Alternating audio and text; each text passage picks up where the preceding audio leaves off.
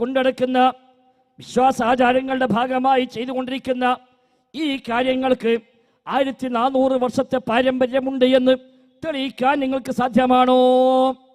അതാ ഒന്നാമത്തെ ചോദ്യം. ഇതിനൊക്കെ 14ന്റെ 1400 വർഷത്തെ പാരമ്പര്യമുണ്ട് എന്ന് തെളിയിക്കാൻ കഴിയുമോ? ഒരിക്കലുമില്ല.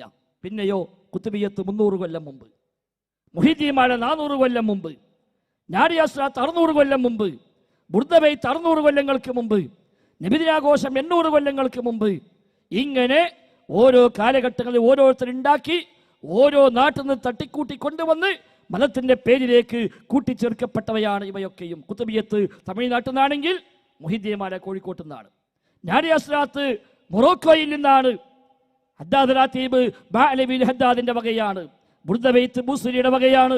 ഇങ്ങനെ ഓരോരുത്തരുണ്ടാക്കി പ്രചരിപ്പിച്ചു. അതാണ് 333 വക, 555 വക, ഓരോരുത്തരെ വക ഉണ്ടാക്കി ഇങ്ങനെ ചേർക്കായിക്ക്. അല്ലാതെ ഇതൊന്നും പ്രമാണങ്ങളെ പിൻബലമുള്ളതല്ല. എന്നാലും പറയും നമ്മളിങ്ങനെ സുന്നത്തമായത്തിങ്ങ് അവിടെ ഇങ്ങോട്ട് പോരാണ് യാതൊരു മാറ്റവുമില്ലാതെ എന്ന്.